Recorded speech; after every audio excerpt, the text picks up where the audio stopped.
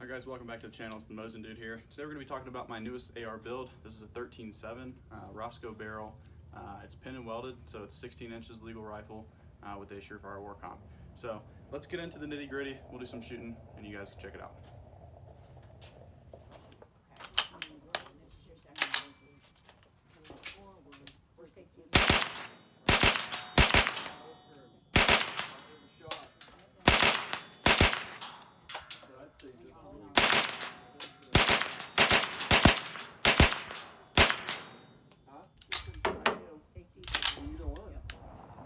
So I'm running a single stage Hyperfire trigger, a Radian Works 45 degree offset, or excuse me, 45 degree ambi safety selector, a ACSS 128 primary arms scope, and an Aero Precision mount.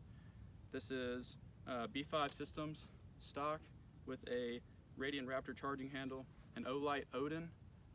Just got it about a month ago, still running through its paces. So far I'm loving it. The rechargeable function on it's super nice. It's definitely not as durable as a Surefire, but I've had no issues with it yet. So we're gonna keep running it and see. The rail is it's a BCM MCR 13. Sorry.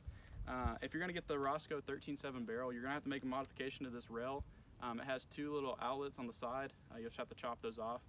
If you want to run a suppressor. If you don't want to run a suppressor with the Surefire war comp, then don't worry about it. But yeah, just something to be cognizant of, that I had to trim the ends of mine a little bit so I could get a suppressor on it. Still waiting on a suppressor to come back, which kind of sucks. But yeah, that's down the future. A little bit more on this 407C on the T-Rex Arms offset mount. Those guys over there, they do an incredible job. I bought it, shipped the next day, and got to my house in like 2 days. It was insane. I was shocked. During all this pandemic crap, things are really hard to come by. The offset mount finally came back into stock, so I bought it. Those guys are super on top of their inventory, their shipping, customer service. Those guys are excellent. I absolutely love T-Rex Arms. I love their company, what they stand for. So yeah, if you guys don't know anything about them, look them up. Lucas, he's running an excellent company over there. So check those guys out. But yeah, enough fanboying on those guys. So with my LPVO, I run it on a 4-power and the offset mount, or offset red dot, sorry. I run on a 4-power, that way I can still reach out and I don't have to play with the lever too much. I can take it all the way up to 8 if I want, but I've noticed that when transitioning from red dot to the LPVO, there's a lot more scope shadow when I get to the higher zooms. So I like to keep it on 4, and I think it's pretty good. Is a 13.7 right for you? Well, that depends.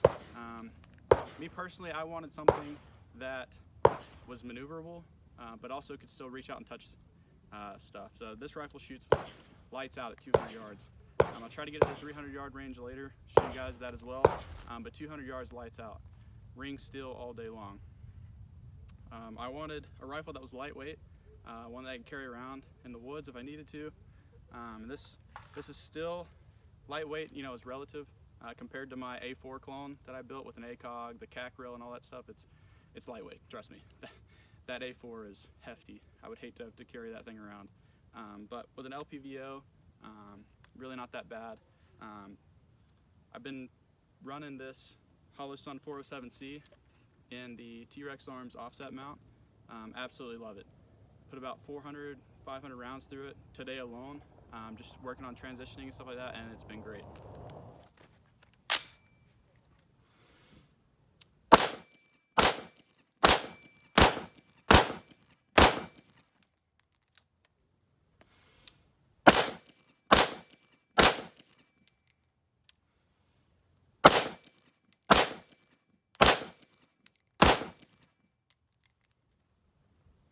So we've been shooting a lot at 40 and 50 yards today.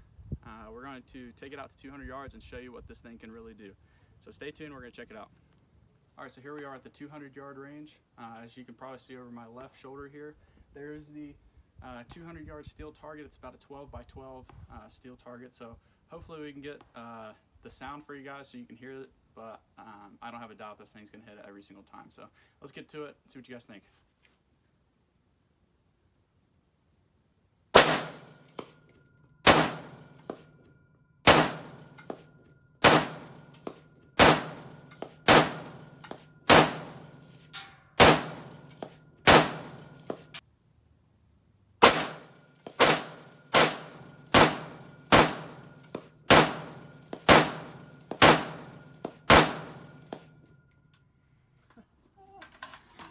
if she's accurate, ladies and gentlemen. She is accurate. Every single round hit. So as you can see, of those 10 rounds or so, I didn't have any problem hitting it every single time. So, all right, ladies and gents, I got pretty confident in my rifle at 200 yards, so I decided to come out to the 300-yard range. If you can see, right there, barely, little white speck, that is 360 yards. That is also going to be a, I think I said the last target was a 12 by 12. This one's it's a 2 by 2. So still a pretty big target, but I'm pretty confident I can land some rounds on it. So let's get behind the rifle and see if we can do it.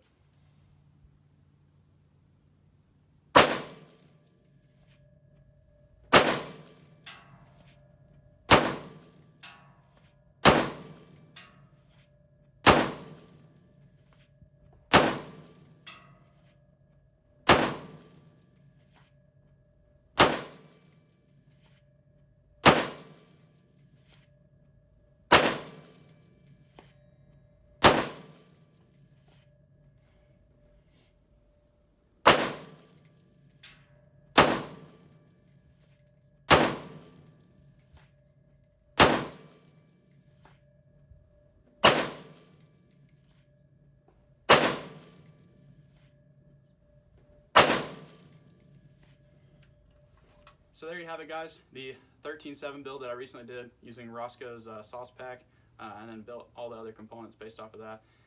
It was an excellent shooting rifle at 360 yards as well as 40 yards. I was able to transition between targets pretty well at 40 yards with that Hollow Sun 407C on the T-Rex arms mount.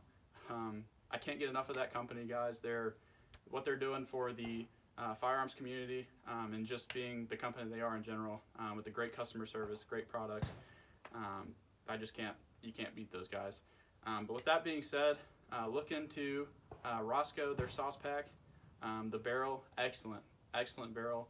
Have had no issues with that rifle so far. I built it 6 months ago, give or take, and I've already put probably 1,500 rounds through it, both 22 and 223, and had no issues with either, surprisingly, even with the 22 conversion kit.